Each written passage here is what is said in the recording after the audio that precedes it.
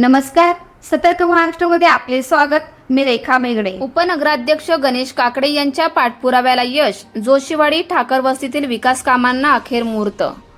तळेगाव दाभाडे शहरातील स्टेशन परिसरातील जोशीवाडी व ठाकर वस्ती येथे नागरिकांच्या दीर्घ प्रतीक्षेनंतर विकास कामांचा शुभारंभ करण्यात आला असून उपनगराध्यक्ष गणेश काकडे यांच्या सातत्यपूर्ण पाठपुराव्यामुळे या कामांना अखेर गती मिळाली आहे.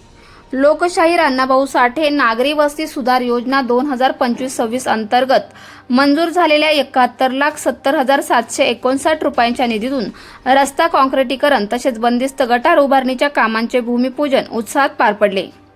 या विकास कामांमुळे परिसरातील नागरिकांच्या दैनंदिन अडचणी दूर होण्याची अपेक्षा व्यक्त केली जात असून अनेक दिवस रखडलेल्या प्रश्नांना आता प्रत्यक्षात मार्ग मिळाल्याची भावना स्थानिक नागरिकांनी व्यक्त केली. विशेषतः पावसाळ्यात निर्माण होणारे चिखल, पाणी साचणे आणि अस्वच्छतेची समस्या दूर करण्यासाठी ही कामे महत्त्वाची ठरणार आहेत. भूमिपूजन प्रसंगी उपनगराध्यक्ष गणेश काकडे यांनी नागरिकांना विकास कामे दर्जेदार आणि वेळेत पूर्ण करण्याची ग्वाही दिली. वस्तीतील मूलभूत सुविधा सक्षम करणे हेच आमचे प्राधान्य असून प्रत्येक प्रलंबित प्रश्न मार्गी लावण्यासाठी आम्ही कटिबद्ध आहोत, असे त्यांनी सांगितले. यावेळी नगराध्यक्ष संतोष दाभाडे पाटील, मुख्याधिकारी गिरीश दापकेकर, पक्षप्रतोप सत्यम खांडगे, बांधकाम समिती सभापती सुदाम शेळके, आरोग्य समिती सभापती निखिल भगत, शिक्षण समिती सभापती भारतीताई धोत्रे, नगरसेवक शिवाजीराव आगळे, बाबा मुलाने, सागर बोडके, चिराग खांडगे, सूरज सातकर, नगरसेविका सोनाली दरेकर, स्नेहा खांडगे, मनीषा म्हाळसकर, सिया चिमटे, आशा भेगडे, कमल टकले, ऋतुजा भगत तसेच माजी नगरसेवक सुनील कारंडे, रोहित लांगे, नितीन दाभाडे, कल्पेश भगत, आशिष खांडगे, शेखर मुरे, किरण सुर्वे, अनिल वेदपाठक, समीर दाभाडे, निलेश पारगे, संदीप जोशी, सतीश पारगे, समीर दाभाडे, दत्ता पागे, किरण डोरे, मोहिनी काळे, निलिमा गुंजाळ, संध्या जाधव, तळेगाव दाभाडे नगर परिषदेचे कर्मचारी यांच्यासह स्थानिक नागरिक मोठ्या संख्येने उपस्थित होते. विकास कामांच्या प्रारंभामुळे संपूर्ण परिसरात समाधान आणि उत्साहाचे वातावरण निर्माण झाले. प्रभाग क्रमांक 4 मधील जोशीवाडी या ठिकाणी आज बंदिस्त गटर असतील, कॉन्क्रीट रोड असेल आणि लाईटच्या केबल्स असतील आणि पाण्याच्या पाईपलाईन असतील, ही कामं होत आहे. तसं पाहिलं तर ही जोशीवाडीची स्थापना फार प्राचीन म्हणजे तळेगावातले जुनी ज्या आळ्या आहेत, वाड्या आणि वाड्या म्हणजे आळ्या पण गावातल्या आणि जे तळेगावाला जोडून असणारे जोशीवाडी असेल, काळुकवाडी असेल, ठाकरवाडी असेल, यांना जवळजवळ साहेब स्वातंत्र्य काळापासूनचे इथं लोक राहणार आहेत.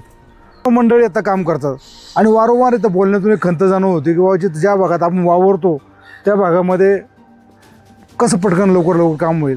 म्हणून 2025मध्ये प्रशासन काळ असताना, नवले साहेब असताना 3 ठिकाणची कामं मंजूर करून झाली. हे 44 लाख रुपयाचं बंदिस्त गटर असेल आणि कॉन्क्रीट रोड असेल, हे एक झालं. ठाकरवाडीमध्ये पण हीच परिस्थिती आहे, बंदिस्त गटर आणि रोड.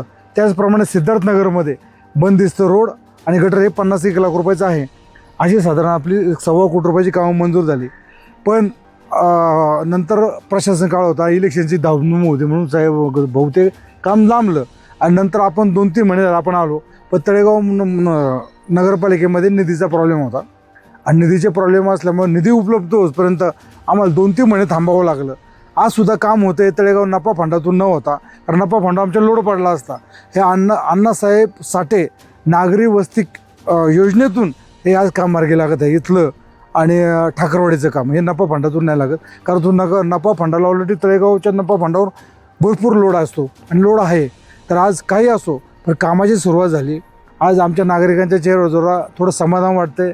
तेव्हा पाण्याची लाईन येते, रोड होतोय आणि आज काम मार्गी लागते. आज प्रभाग क्रमांक 4 मध्ये आज आपल्या प्रभागाचे नगरसेवक, उपनगराध्यक्ष गणेश भाऊ काकडे आणि सियाजी चिमटे यांच्या प्रयत्नातून या ठिकाणी बंदिस्त गटर आणि कॉन्क्रीट रोडचं भूमिपूजन झालं असं मी सर्वप्रथम जाहीर करतो.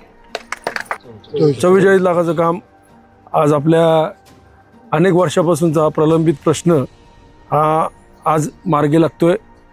खरं तर 4 महिन्यामध्ये जसे आम्ही सगळे तरुण नगरसेवक आम्ही सगळे सत्ता हातात घेतली, त्यानंतर अनेक प्रलंबित प्रश्न जे होते तळेगाव शहरातले, जे अनेक वर्ष लोकांची मानसिकता होती की व्हावी, परंतु ते झाले नाही. अशा अनेक प्रश्न या 4 महिन्यामध्ये मार्गी लागलेले आहेत.